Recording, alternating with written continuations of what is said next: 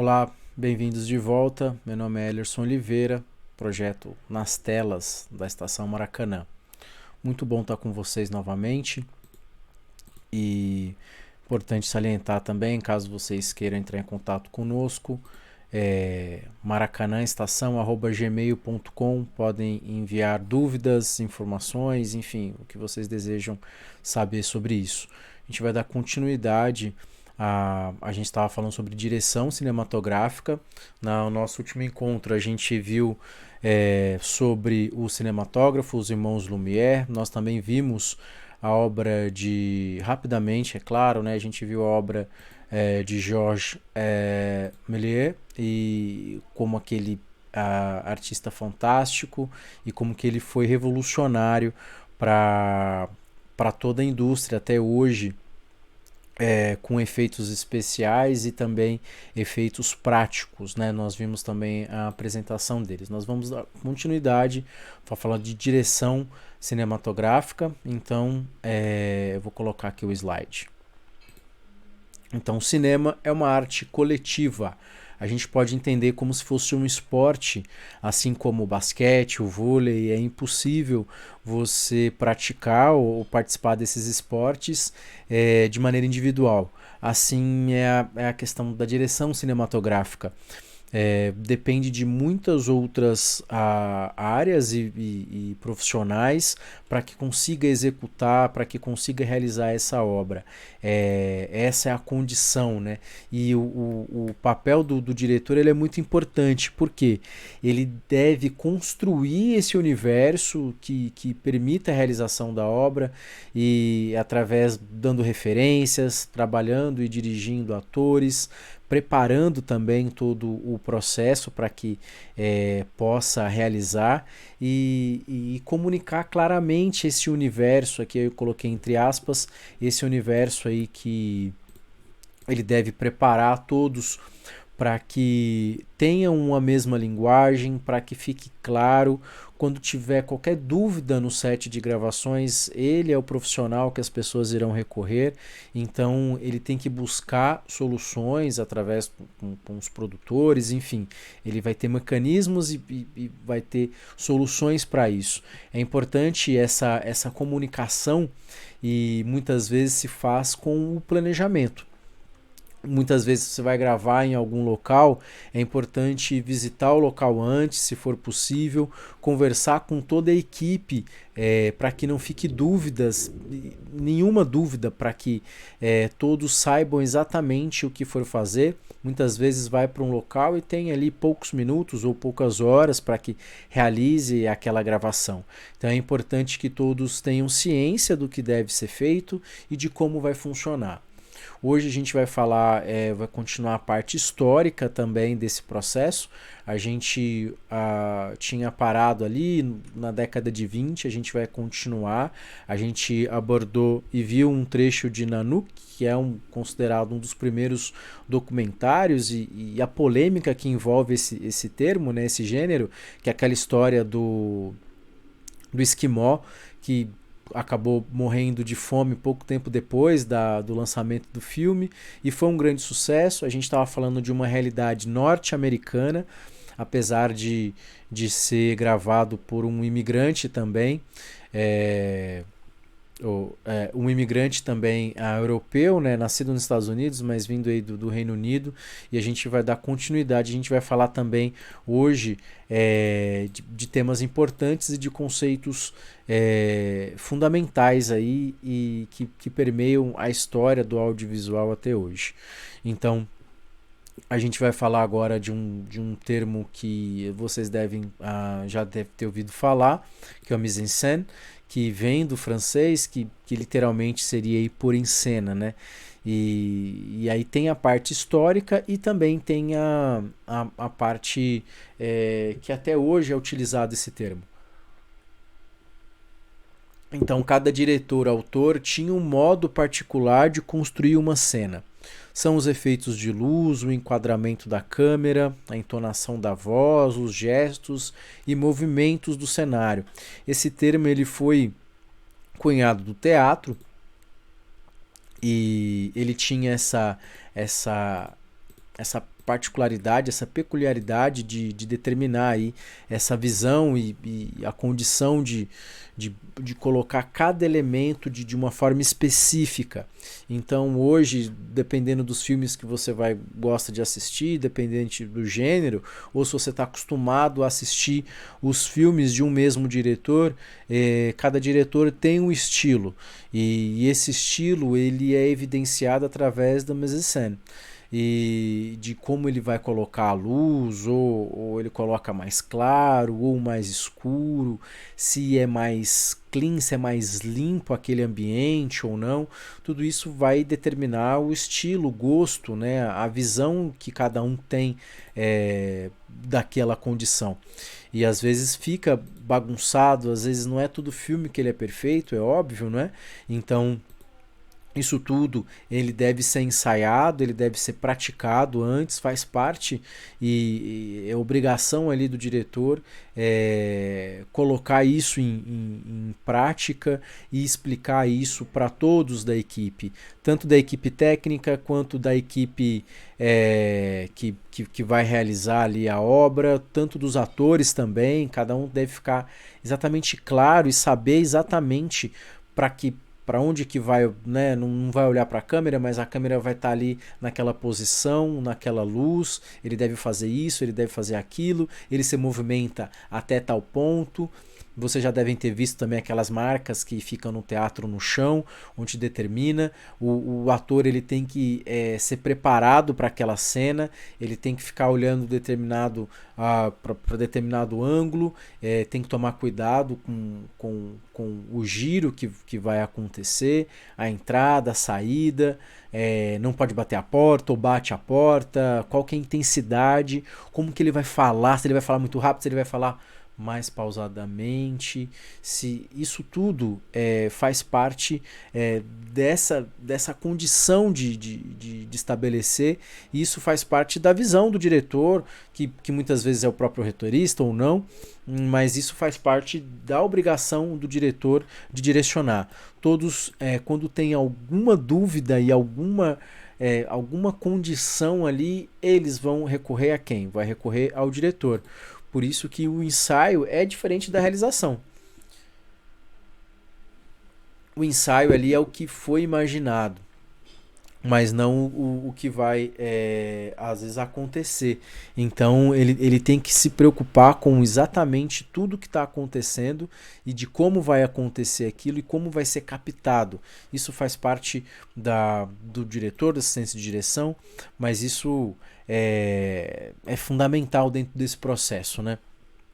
A gente vai dar aqui também um começo de uma história, porque o cinema, é interessante a gente falar da história, né? Como que a parte histórica nos influencia até hoje. Assim como nós vimos que o Méliès fez efeitos práticos, que são aqueles efeitos mecânicos, ou enfim, ou então através da edição, do corte, que mesmo num equipamento digital ele ainda continua sendo realizado da mesma forma.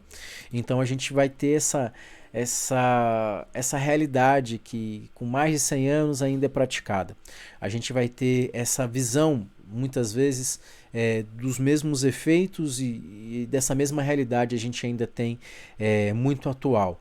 Então a gente vai ver também o seguinte, que a conexão do diretor com a arte, né, com o tempo que vive, os problemas enfrentados na sociedade, a sensibilidade que esse diretor que ele precisa ter.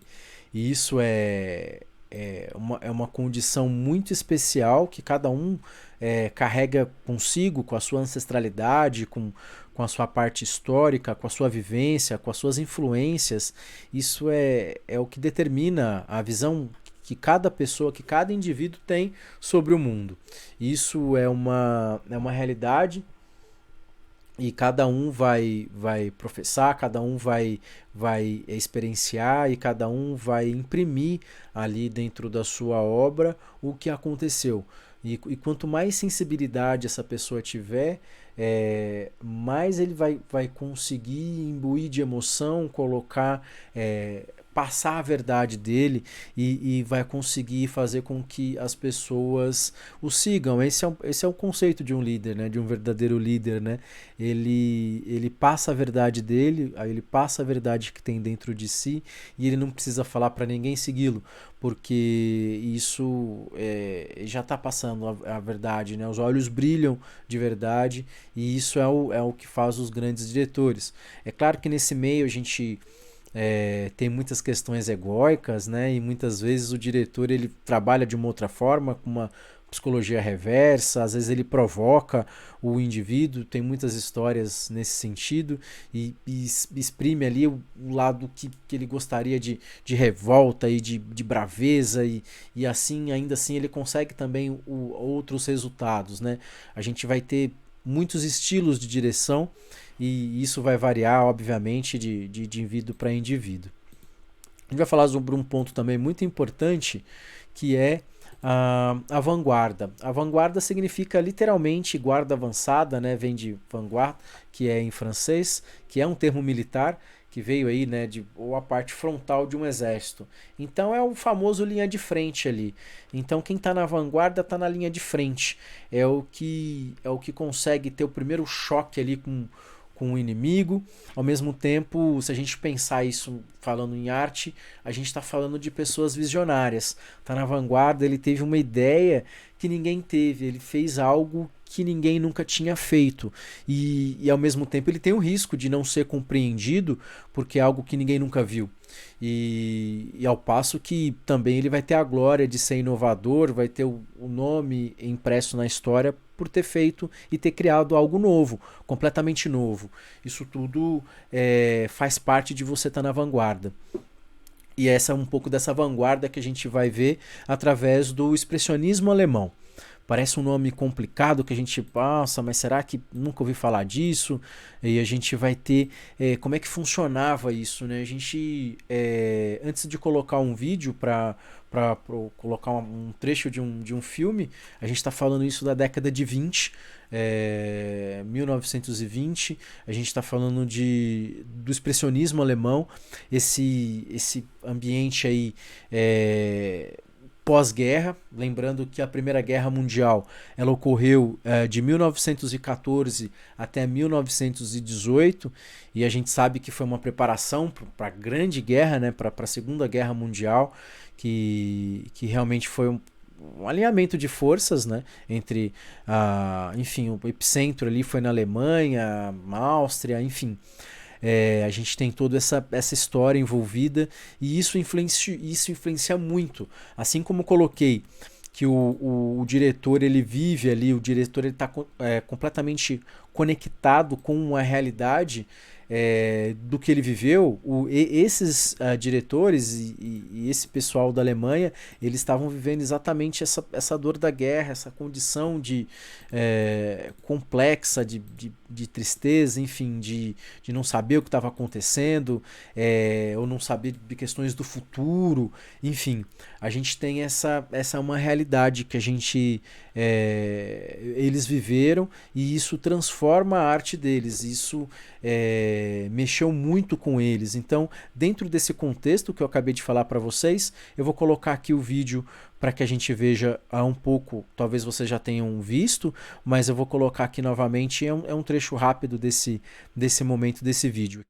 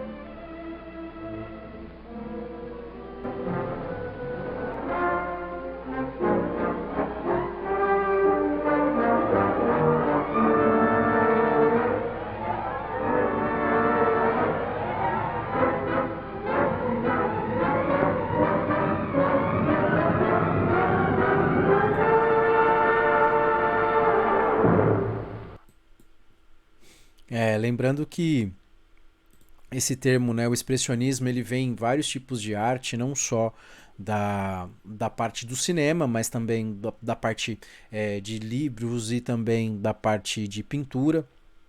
A gente um pouco da história, né? Ele é uma história de um artista de circo que controla um homem sonâmbulo. E esse homem ele começa a realizar assassinatos. Então a temática e o questionamento vem de quem é a culpa? É do sonâmbulo ou de quem o controla? E é claro que é de quem o controla. Então o roteiro original ele tinha essa premissa, essa ideia de questionar a questão de autoridade e controle. Lembrando, né, que a gente está falando aí de um pós-guerra. Então, todo mundo muito machucado, muito dolorido com aquilo tudo, né? E aqui algumas pessoas, por exemplo, acreditam aí que o diretor, o Robert Wayne, acabou mudando o final do filme. E porque na época também a vivência, se vocês pensarem na realidade norte-americana, a gente estava vendo os filmes do Chaplin, por exemplo. Se vocês, todo mundo já devem ter visto, né, os filmes do Charles Chaplin, e eles, claro, ele tem também uma questão política também. Toda arte ela é política, ela envolve todo esse processo, mas ao mesmo tempo ele tinha uma certa leveza. Eles não vivenciaram a guerra como os europeus e principalmente os alemães tinham vivenciado tudo isso. Então a tendência era um viés mais realista, uma história mais leve, digamos assim, era mais tranquila.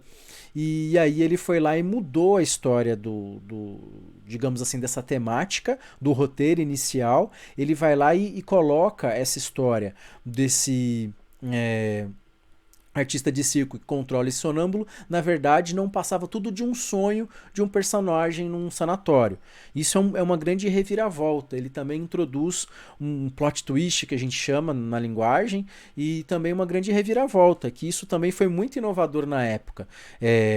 As pessoas não estavam acostumadas com tudo aquilo. Assim também já tinha uma temática, digamos assim, fantasiosa, como a gente viu de Méliès, uma questão de ficção científica, mas como vocês podem ver, essa temática aí de aquela coisa preto e branco muito carregado, luz e sombra, também essa questão da maquiagem, essa questão, enfim, esses elementos que foram influência, como vocês podem perceber, para os filmes de terror, para os filmes de ficção científica que a gente viu até hoje. Então, essas condições foram realizadas e é interessante também a gente lembrar o contexto histórico, principalmente nos grandes centros onde havia. Na Alemanha, por exemplo, está vindo desse pós-guerra, eles não tinham uma produção forte, e não tinham muitos recursos, eram todas produções independentes dos artistas, era em torno de 15% era a produção alemã, e ele também estava fora do circuito, o pessoal não queria muito papo com eles, não tinha essa distribuição forte. A distribuição é a comercialização dos filmes, né? A gente tem aí as distribuidoras que lançam um filme nos Estados Unidos e as distribuidoras fazem lançar no mundo todo, por exemplo. A China, por exemplo, não quero que o Coringa lance aqui, enfim, são condições que você tem aí dentro das produções. Mas algumas características, a gente vai se aprofundar um pouco nas características desse expressionismo alemão. Então vamos lá, é um ambiente pós-guerra, como eu já falei. O escapismo é muito importante também, que é o seguinte: está todo mundo saturado, está todo mundo muito complexado com a questão da guerra, é óbvio, né? Tá todo mundo chateado, enfim. E o escapismo ali seria um filme mais leve, eu não quero pensar em coisas complexas, eu quero me distrair. E os quesitos estéticos, né? Ele brinca com o belo, porque a gente tá vendo aquela pessoa totalmente corcunda, ou então tem umas unhas grandes. Ele coloca uma outra estética ali, como sendo o feio é bonito, né? E os cenários também completamente diferentes. A gente vai ter papel vai ter pintura, uns ângulos meio diferentes que eles colocam também. Aqui a gente vai ter algumas imagens que evidenciam isso. Então a gente pode ver aqui que é nitidamente com papel e pintado. É uma galera que vem do teatro. Então eles carregam consigo essa visão do teatro também. E a maquiagem também ela é muito exagerada. Ela tem essa... Você vê que é muito preto e branco realmente e deformado isso, na verdade, era muito novo na época, não existia nada disso. Daí que vem o termo de vanguarda, né? Que é aí que vem esse conceito, essa experimentação. Eles estavam fazendo história sem saber que estavam realizando isso. E isso trouxe uma nova realidade para o cinema alemão, trouxe uma nova visibilidade para eles. E esses ângulos diferentes, por exemplo, como a gente pode observar aqui, esses ângulos insólitos, que são esses ângulos diferentes, a questão da arquitetura para eles era muito importante também, essa vivência. E essa nova forma de criar, essa nova condição ali de realizar tudo isso. A gente tem aqui Nosferatu, por exemplo, que é um clássico dos vampiros. E aí tem uma outra vivência já. Uma outra condição de viver tudo aquilo e de mostrar e de participar de tudo isso. Outras características também do expressionismo alemão como, né, a gente está evidente a luz e sombra, e aí tem aqueles letreiros, lembrando que os filmes eram mudos na época. Eles não tinham a condição ali de não ter narração, né? Não tinha nem narração, na verdade. Tinha a música, muitas vezes a música era feita no próprio local, no próprio ambiente, e também tinha a parte do letreiro que explicava o que estava acontecendo. Então, nesse caso, eles tinham menos letreiros, não tinham uma ordem cronológica, eles não se preocupavam. Os filmes, na época, e uma questão interessante também, a pessoa completava a história, né? Não tinha tanto a montagem como nos Estados Unidos, não tinha, era mais caótico, não tinha uma descontinuidade, era um processo bem experimental, era uma vivência que eles tinham e gostavam de colocar dessa forma. É muito curioso era uma arte, não era considerado nem arte, muitas vezes, o cinema naquela época. Nos Estados Unidos já tinha uma visão mais comercial do processo, na Europa lembrando que nessa época os filmes passavam em locais onde que tinha prostituição, era um ambiente mais barra pesada mesmo, era mais uma diversão para massas, tinha preconceito da elite intelectual na época. A elite intelectual tinha preconceito em relação a isso. E aí eram também deixavam também muitas perguntas e pensamentos para o espectador. E outra coisa também que tinha na questão do expressionismo alemão, uma curiosidade que eles gostavam de deixar, era, por exemplo, a pessoa ficava olhando aqui para cá e aí não mostrava o que estava acontecendo. E aí já gerava uma certa curiosidade do público. Outras questões também psicológicas, a gente tá falando aí de uma sociedade que está efervescente, com Freud, enfim, com filosofia, muitos elementos sobre isso, essas questões sociais que estavam vivendo, estava um país arrasado pela guerra, então tem problema financeiro, tem problemas de diversas ordens, né? E uma questão também muita característica dessa época e desses filmes eram os personagens autoritários. São personagens que são ambíguos também. Os próprios monstros, eles têm um lado bom e um lado ruim dentro deles. Eles têm essa visão digamos assim, de ambivalência. Eles têm uma condição diferente, né? Eles colocam aí o bem e o mal, enfim. Um parênteses aqui da história do expressionismo alemão e contando um pouco da história ali de Hollywood. Hollywood também ali ele está na época de ouro. Você vê, né? Na Europa, tanto na França também tem alguns movimentos. Dali participa, tem um pouco de surrealismo na França participando. Esses autores surreais, surrealistas estavam participando também de algumas obras. O pessoal indo mais para um desafio mais artístico, não tão preocupado com questões se vai dar bilheteria ou não. Nos Estados Unidos já é uma outra realidade.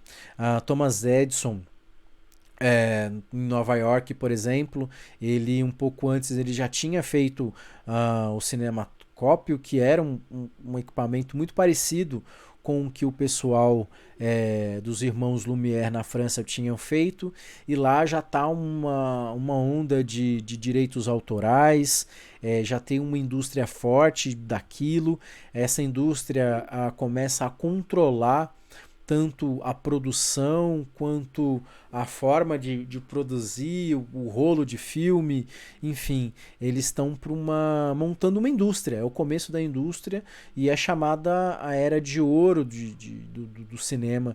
E aí o que acontece? Essa prática dele deixou um pouco engessado todo o processo. E aí outros autores eles foram para longe, né? A gente está falando, não tinha ali tinha telégrafo, né? Tava começando o telefone, tava começando a rede elétrica, então a gente não tem a globalização como tem hoje. Hoje acontece qualquer coisa em qualquer parte do mundo, todo mundo fica sabendo de maneira instantânea praticamente. Naquela época, é claro que não era desse jeito.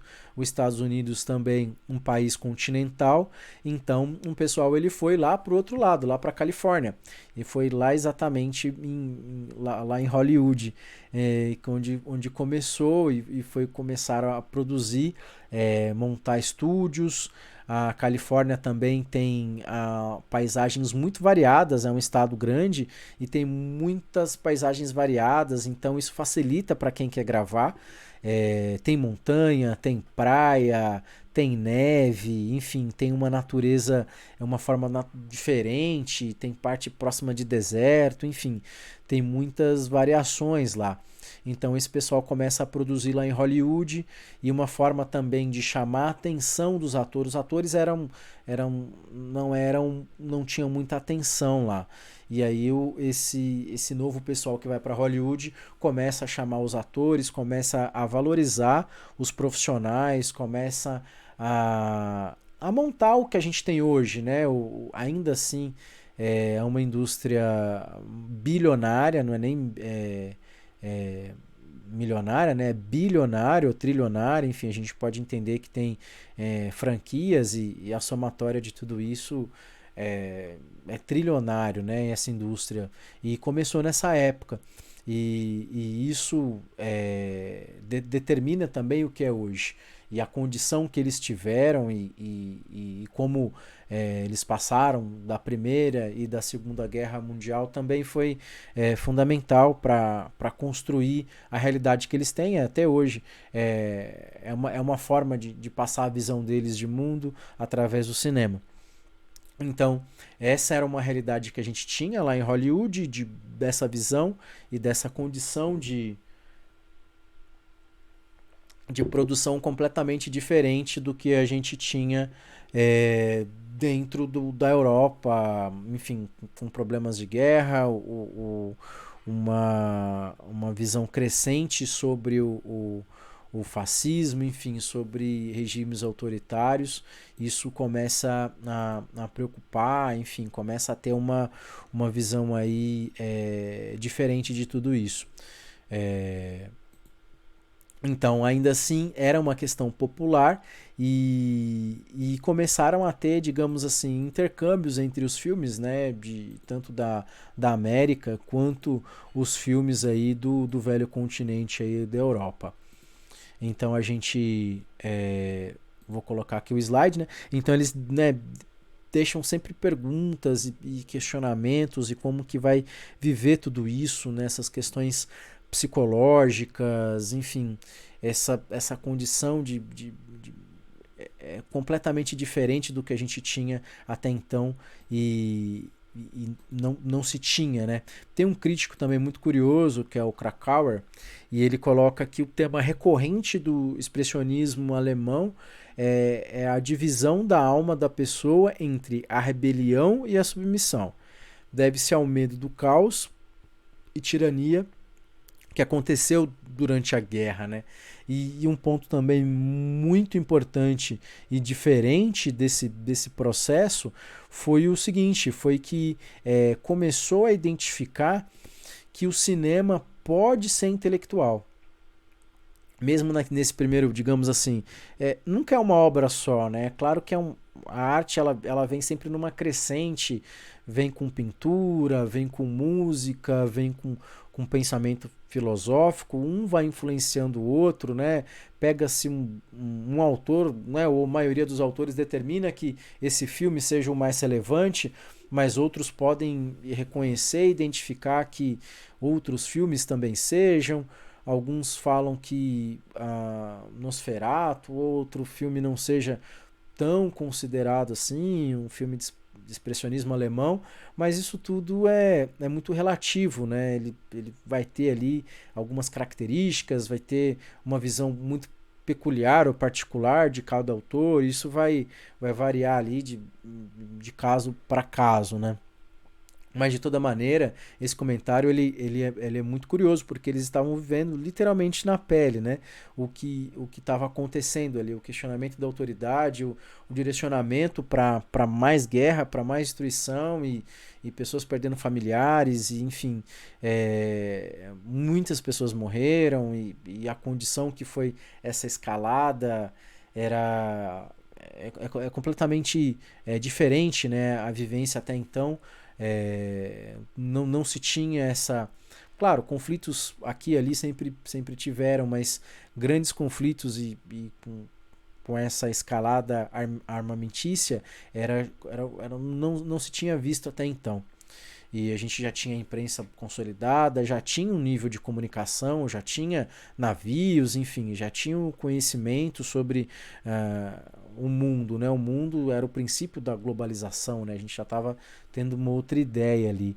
E essa visão que até certo ponto era preconceituosa no sentido do cinema não ser considerado uma verdadeira arte, eles começaram, os teóricos, né, as pessoas começaram a perceber que realmente o cinema ele tem uma importância, uma relevância, e é claro que tem uma preocupação com a propaganda e a importância da propaganda nesse processo, dessa condição de transformar ali o cinema também em uma, entre aspas, uma arma de guerra. Começaram a estudar, viram não é só um divertimento barato para a massa ou alguma pessoa que não tem cultura. Era algo poderia trazer ali sentido, poderia colocar questões complexas, enfim, discussões mais elevadas dentro daquela que depois foi considerada a sétima arte, né? A gente vai ter aí outras vivências, né? A gente tem uma das principais obras Fausto, né, que é um alquimista que é de Goethe, essa obra do livro, que é seduzido pelo demônio Mefisto e este prometendo garantir-lhe os poderes necessários para salvar o país de uma praga letal.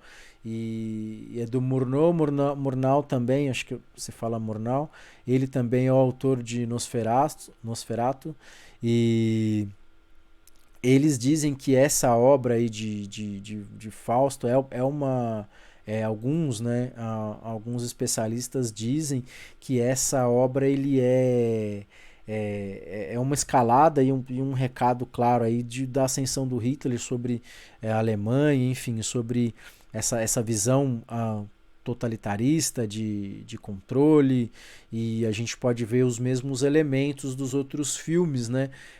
preto e branco mesmo muito acentuado, uma característica, enfim, isso tudo, se vocês pesquisarem esses filmes, eles têm no YouTube também, vocês podem revê-los, é interessante vocês acompanharem. Para quem tiver interesse, né, para quem tiver vontade de acompanhar, às vezes não precisa assistir completo, mas na, e colocam aí, né? E é muito curioso que a gente vai ver agora que essa influência ela persiste e tem até hoje dentro da nossa sociedade, né? Até hoje ele é muito influenciado disso. A gente tem o Homem que Ri, a história é similar ao Fantasma da Ópera e ao Corcunda de Notre Dame, onde um homem desfigurado é o centro de um romance épico, né? O diretor ele é o Paul Leni, ele já é de 28. Tem um filme também, Metrópolis, também, que ele é fantástico, ele custou, na época, sabe, uma fortuna, foi durante algum tempo aí um dos filmes mais caros já realizados. Ele tem planos e a primeira ficção científica mesmo, de uma questão que a mulher ela é clonada, é feito um clone dela de um robô, e a sociedade é dividida numa pequena parcela das pessoas que vivem super bem no alto dos prédios, e embaixo a grande massa trabalhadora vive em condições muito complexas. Já antevendo, né? Você vê que um povo que teve uma vivência clara e manifesta ali da guerra, como isso influencia a arte, né? E isso a gente vai ter sempre, né? Dependendo da origem da pessoa, ou da condição que a pessoa vive, e dos problemas que ela vive, ela vai produzir um tipo de arte e de uma condição, enfim. Assim como às vezes a gente tem no Brasil, por exemplo, na música, o pessoal da classe média ou classe média alta do Rio de Janeiro, na década de 50, 60 aí, que produz a bossa nova. A gente vai ter num contexto violento no final dos anos 70 para os anos 80 da periferia dos Estados Unidos, a criação do rap, por exemplo. E são questões que são presentes e muito reais até hoje, e como isso influencia e como isso determina, né, a vivência do povo ali, como que a arte ela explica o que o povo está vivendo, né, o que aquele indivíduo, né, ou seja, da elite, ou seja, do povo, não importa. Cada um vai produzir a limonada ali com os limões que a vida deu, né? Que a existência deu. Isso tudo é prático. E o audiovisual ele registra completamente essa vivência, né? Essa prática. E vai de cada um. Cada um vai ter uma visão específica sobre o mundo, cada um vai ter uma visão particular. Essa é a graça e o segredo aí enfim. Esse filme é muito curioso. Eu vou colocar uma imagem aqui. Essa imagem, vocês vão ver como que é fantástica. Mas o que esse cara tá falando do expressionismo alemão, o que tem a ver? Isso não tem nada a ver com a realidade que a gente vive hoje. Olha como que é curioso. Olha essa imagem. Qual super-herói, ou enfim, qual personagem do universo do super-herói que a gente consegue já imaginar de cara quando a gente bate o olho nessa imagem desse filme? A gente está falando de um filme antigo da década de 20, aí, se eu não me engano, de 26 esse filme, ou 28, 28. E é claro que ele é influência clara do Coringa, né? Enfim, do universo aí da DC, do, do Batman, né? O principal inimigo do Batman, a gente está falando aí do Coringa.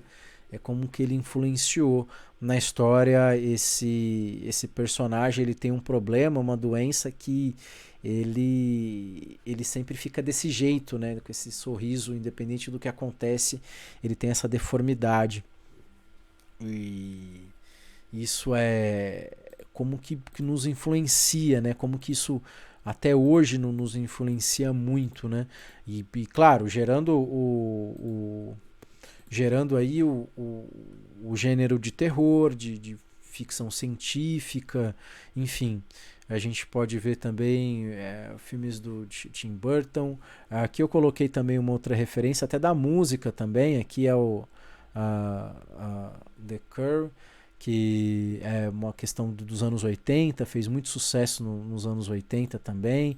A gente tem, enfim, inúmeras referências do que a gente pode compreender e colocar como esse expressionismo alemão, não só na prática de discussão sobre esses elementos, sobre o bem e o mal, essa questão romântica e fantasiosa, sobre esses personagens que são tirânicos, enfim, que nos influenciam, mas também essa questão da imagem vai se tornando a força, quanto mais abstrata, ela acaba sendo muito mais forte. Então a gente tem essa visão já mais abstrata e uma visão mais diferente assim e acaba sendo diluído e vai se repetindo e parece que quando a gente vê esse filme antigo parece que a gente está vendo algo que está sendo copiado, mas na verdade a gente está vendo o original. Mas a gente já viu essa imagem tantas e tantas e tantas vezes que se torna dentro do nosso inconsciente coletivo, a gente pode entender desse jeito. E aí a gente dá a impressão que a gente está vendo o original e parece que a gente está vendo alguma coisa, uma cópia barata, né? Uma repetição. Mas esse é o poder da referência e da imagem e da condição que a gente coloca aí. Daria para falar um pouco mais sobre outros movimentos também, movimentos importantes e de condições por exemplo, o surrealismo na França, enfim, e como também isso influenciou de outras formas, mas eu achei que esse é bem relevante. A gente vai continuar falando da parte histórica nas nossas próximas oficinas. A gente vai falar também nas próximas oficinas de montagem, enfim, de edição, e a gente vai continuar falando aqui da parte histórica. E para finalizar a nossa reunião, nosso encontro de hoje, eu vou colocar um curta-metragem do Tim Burton. E ele é um curta-metragem rapidinho, é o primeiro filme dele, né? O Tim Burton é um diretor clássico de Hollywood. Ele fez aquele filme Eduardo e as Mãos de Tesoura, fez muitos outros sucessos, e ele tem aquele ambiente meio fantasmagórico. Ele ganhou uma bolsa de estudos na Disney para estudar lá, só que ele era tão sombrio que ele acabou perdendo a chance de continuar os estudos lá, quando ele era mais jovem, e aí ele foi, digamos assim, produzir em outros locais. Esse filme é da década de 80, é uma animação chamado Vincent, e ele tem uma dublagem aí em português. Eu vou colocar aqui para que vocês vejam. Só um segundo.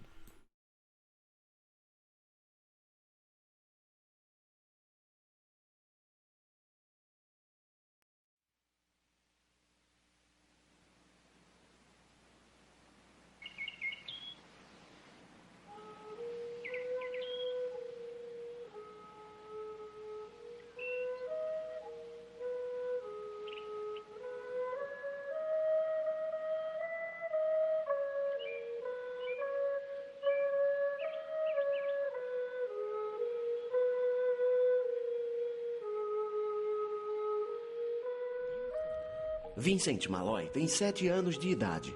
Garoto educado, sempre agindo com lealdade. Para um menino do seu tamanho, era atencioso e gentil até demais. Mas o que ele queria mesmo era ser igual ao Vincent Price.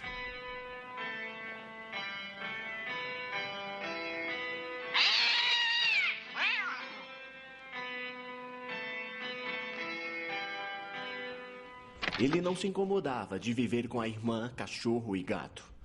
Embora preferisse mesmo viver com morcegos, aranha e rato. Desse jeito, ele poderia testar os horrores que inventa. E depois vagar pelos corredores escuros, sozinho, numa tormenta.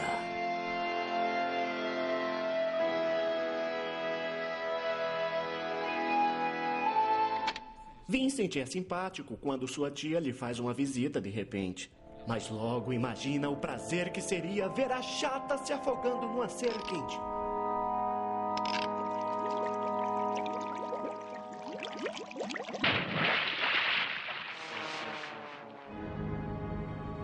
Ele adora fazer experiências, usando o seu cão como cobaia. E faz às pressas, pois é esperto, senão o bicho desmaia. Então seu fiel companheiro se transforma num zumbi. Para que os dois saiam pelas noites, assustando todos por aí. Mas nem sempre Vincent tem esses pensamentos macabros. Também da arte ele é cercado. Enquanto outras crianças leem livros do tipo Go, Jane, Go, o autor favorito do Vincent é o Edgar Allan Poe. Numa noite, enquanto lia um conto repulsivo, vi um trecho que não era nada educativo. Notícias monstruosas que ele não podia suportar, pois ainda estava viva sua linda esposa, que ele acabara de enterrar. Quando ele a desenterrou para ter certeza de sua morte, percebeu que era o jardim da própria mãe. Estava em casa, não teve sorte. Vincent foi mandado de castigo para o seu quarto na solidão, mas ele sabia que estava sendo banido para a Torre da Perdição e foi sentenciado a passar o resto da vida apenas com um retrato da sua amada amiga. Insano e sozinho em seu túmulo de amargura, a mãe de Vincent entra no quarto sem nem sequer bater na porta dura e diz: "Se quiser pode ir brincar lá fora, tá um lindo dia, o sol brilha ora." Vincent tentou falar, mas não conseguiu. Foram muitos anos de isolamento que o destruiu. Ele pegou uma pena e rabiscou no papel: "Estou possuído por esta casa e jamais verei o céu." Após desabafar, ela sai pelo corredor e Vincent, sem querer, não controla o seu temor. O quarto balança, começa a tremer e sua terrível loucura persiste em aparecer. Seu cachorro monstruoso aparece e ele escuta a voz danada que no túmulo falece. Como se tudo fosse a mais pura verdade. O terror ultrapassa os limites da maldade. E todos os pesadelos que havia criado em sua mente indolor agora o devora com um grito de pavor. Então, com a voz suave e lenta de tanta dor, ele cita o trecho de O Corvo, de Edgar Allan Poe. "Eis minha alma saindo por esta sombra, que permanece pairando no chão, mas que nunca mais se erguerá. Nunca. Não."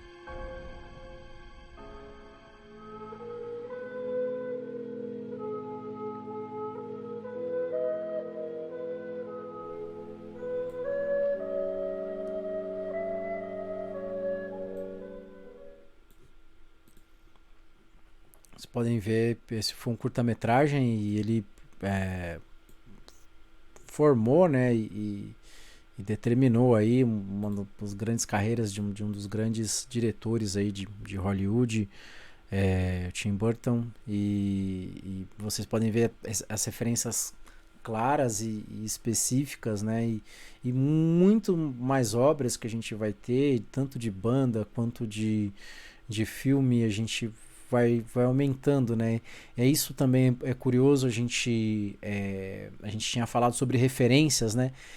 Quando a gente fala da história, pesquisa a história, a gente começa a compreender as referências e percebe que vai se reinventando, né? A gente vai ter, é claro que o expressionismo alemão também teve outras influências, obviamente, tanto da pintura e claro, o teatro de sombras, que já tem há milhares de anos aí, que começou na China há 4.000 anos ou 5.000 anos, enfim, vai ter muito mais de história, a própria interpretação, enfim, a questão de ser ator, essa questão de representar, Se a gente pensar bem, até nas próprias cavernas, né, você vai ter pinturas rupestres, enfim, você vai ter essa influência, né?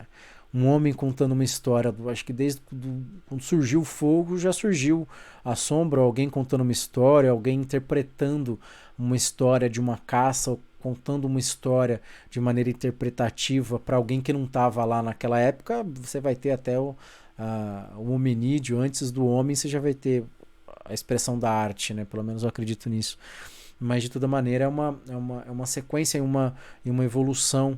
É importante a gente ter essa vivência também e saber que a gente se constrói e também, se for possível, isso vai depender de cada um, é claro, mas também pensar na vanguarda, pensar em fazer coisas diferentes, pensar em algo novo, tentar inovar de alguma forma e estar nesse lugar que é o fio da navalha de todo artista, né, de fazer algo e de não saber se é reconhecido ou não, se as pessoas vão gostar ou não, se as pessoas vão querer assistir ou vai gostar do que você realiza ou não.